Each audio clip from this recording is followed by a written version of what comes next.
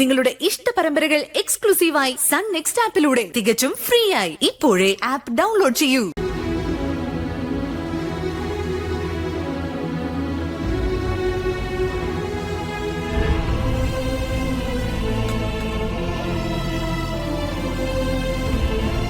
ഇതെന്തോ വലിയ ദേഷ്യത്തിലാണല്ലോ.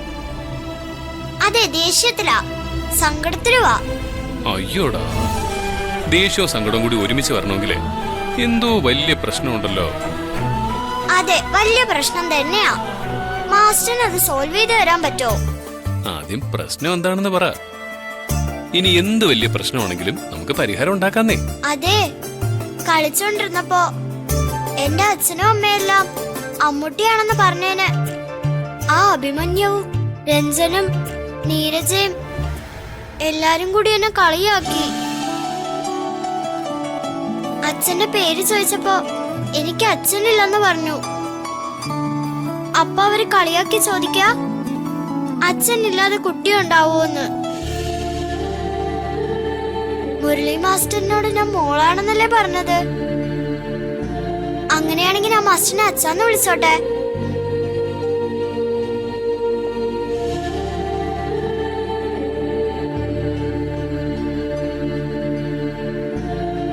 പറയ്, ഞാൻ അച്ഛന്ന് വിളിച്ചോട്ടെ.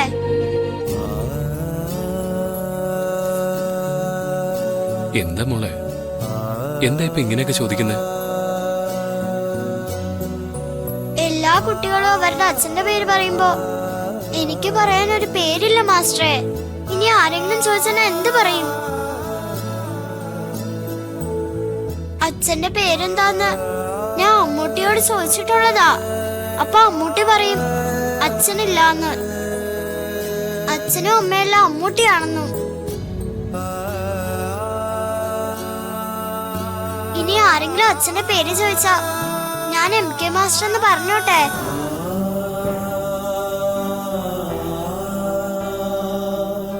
വേണ്ട മോളെ, അങ്ങനെ പറയാൻ പാടില്ല. അപ്പൊ എനിക്ക് അച്ഛനില്ലെന്നാണോ മാസ്റ്റർ പറയുന്നേ? എനിക്കൊരിക്കലും ആരെയും അച്ഛന്ന് വിളിക്കാൻ പറ്റില്ലേ മാസ്റ്ററെ?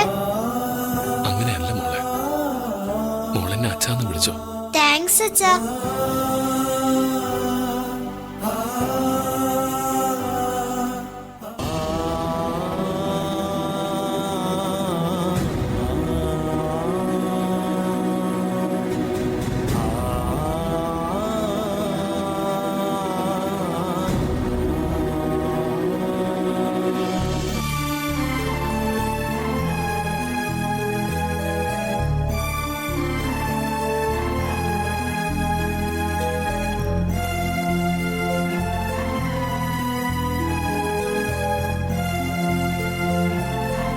ഇനി ഞാൻ മാസ്റ്ററിനെ അച്ഛനെ വിളിക്കൂ.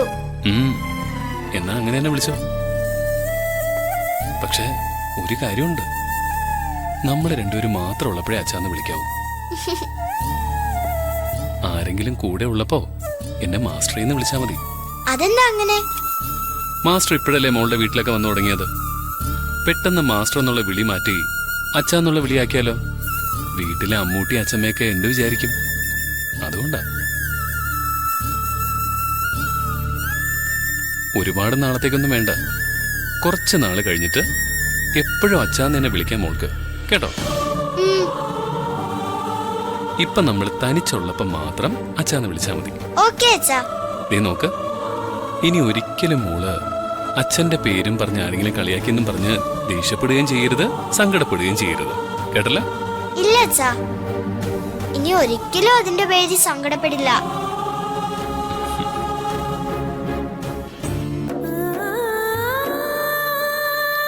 എന്റെ മുന്നിൽ നിൽക്കുന്നതേ എന്റെ മോള, ഞാനാണ് മോളുടെ അച്ഛൻ. താങ്ക് യു അച്ഛാ. ഇപ്പൊ ഞാൻ ഹാപ്പിയായി. ഞാൻ പൊയ്ക്കോട്ടെ അച്ഛാ.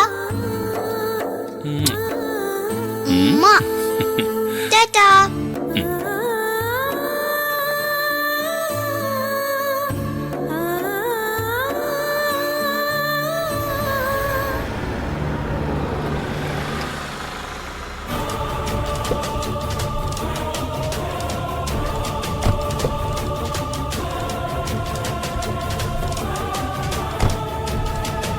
ഞാൻ കൂടെ വരാം മാഡം. വേണ്ട, ഞാൻ തനിച്ചു പോകുന്നത് നല്ലത്. പറയുന്നോണ്ട് വേറൊന്നും വിചാരിക്കരുത് മാഡം. ഈ പറയുന്ന ക്രിസ്ത്യൻ ഡയാനയും എന്തിനും പോന്നവരാ. മാഡത്തിന്റെ സുരക്ഷ എന്റെ ഉത്തരവാദിത്തം. ഞാനും കൂടെ വരാം പ്ലീസ്. അത് വേണ്ട ജിജോ, ഇത് എൻ്റെ ഒരു പേഴ്സണൽ കാര്യമാണ്.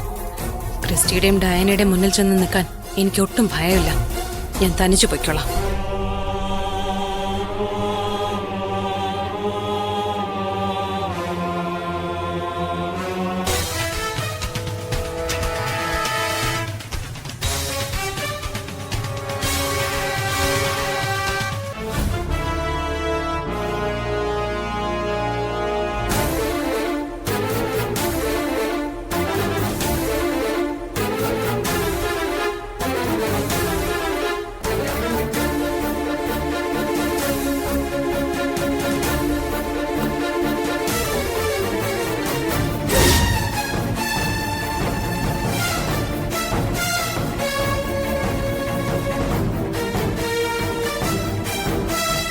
ഇരിക്ക്. എന്ത് പറ്റി കളക്ടറെ? നേരെ വീട്ടിലേക്കൊരു എഴുന്നള്ളത്ത്. വല്ല ഡൊണേഷനോ മറ്റോ ചോദിക്കാനായിരുന്നെങ്കിൽ ഒന്ന് കോൾ ചെയ്താ മതിയായിരുന്നല്ലോ. ഞാൻ എന്തിനു നിന്റെ മുന്നിലേക്ക് വന്നു നിനക്കറിയില്ല അല്ലേ? ഈ സംഭാഷണത്തിന്റെ രീതിയിൽ നിന്ന് കാര്യം എന്താണെന്ന് കൃത്യമായി ബോധ്യപ്പെട്ടു എനിക്ക്. ഇങ്ങനെ പേടിച്ചെന്റെ മുമ്പിൽ നിൽക്കാനും വേണ്ടി ഞാൻ ഒന്നും ചെയ്തില്ലല്ലോ ഡിയർ. നിർത്തടി. നീ എന്താ കരുതിയത്? ഞാൻ ഭയന്ന് വിറച്ചിട്ട് ഇനി എന്റെ കുടുംബത്തിലെ ആരെയും ഉപദ്രവിക്കില്ലെന്ന് യാചിക്കാൻ വന്നതാണെന്നോ? എനിക്കും നിനക്കും നിന്റെ കെട്ടിയോനും തമ്മിലുള്ള പ്രശ്നം ഒഫീഷ്യലാണ്. അത് ഒഫീഷ്യലായി തന്നെ നേരിടണം. അപ്പൊ നമുക്ക് നോക്കാം ആര് ജയിക്കുമെന്ന്. അതല്ലാതെ കുടുംബത്തുള്ളവരെ ഉപദ്രവിച്ചുകൊണ്ടുള്ള നിന്റെ ഈ ചീപ്പ് കളിയുണ്ടല്ലോ, അത് ഇവിടെ വെച്ച് ഇന്നോടെ നിർത്തിക്കോണം ഡയന. ഇനിയും എന്റെ ഫാമിലിയിലുള്ള ആർക്കെങ്കിലും ദോഷം വരുന്ന രീതിയിൽ നീ എന്തെങ്കിലും ചെയ്യണമെന്നില്ല. അങ്ങനെ എന്തെങ്കിലും മനസ്സിൽ ചിന്തിച്ചോന്നറിഞ്ഞ ഒന്നുറപ്പിച്ചോ ഡയന, ഈ ക്രിസ്റ്റിയും ഡയനയും തങ്കശ്ശേരിയിൽ ഉണ്ടാവില്ല. നിർത്തടി.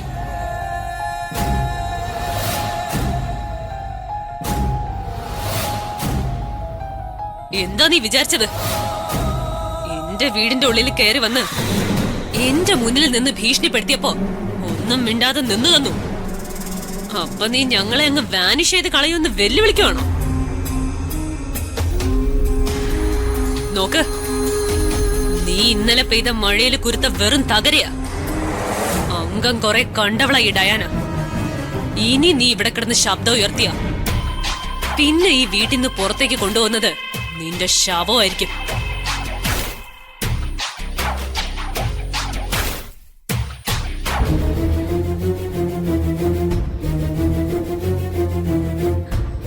കാണിക്ക്, നിനക്ക് എന്താ ചെയ്യാൻ പറ്റുന്നെന്ന് കാണിക്ക്. നേരത്തെ എന്തോ പറയുന്ന കേട്ടല്ലോ, ശവം പുറത്തോട്ടെടുക്കുന്നോ അങ്ങനെ എന്തൊക്കെയോ. ഒന്ന് കാണിക്ക്, എനിക്കൊന്ന് പേടിക്കാനാ. കാണിച്ചു തരാം നിനക്ക്. ഞാൻ ആരാണെന്ന് നിനക്ക് കാണിച്ചു തരാം. നിന്നെ കൊണ്ട് ഒന്നും കാണിക്കാൻ പറ്റില്ല ഡയന.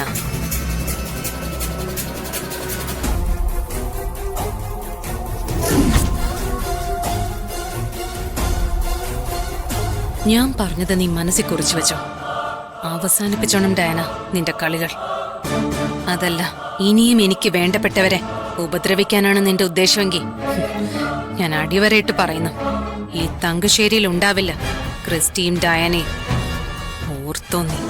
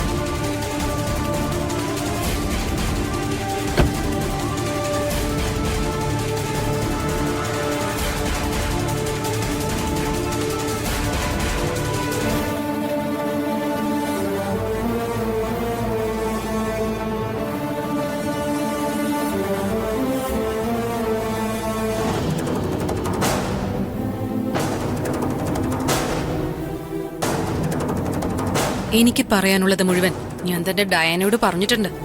എന്താ ഞാൻ പറഞ്ഞെന്ന് അവളോട് ചെന്ന് ചോദിക്ക്. ദേ നോക്ക്, അതിനനുസരിച്ച് അടങ്ങിയില്ലെങ്കിൽ അവള് കാട്ടിക്കൂട്ടുന്നതിന് താൻ കൂടി അനുഭവിക്കേണ്ടി വരും. അത് മാത്രമേ ഞാൻ പറയുന്നുള്ളൂ.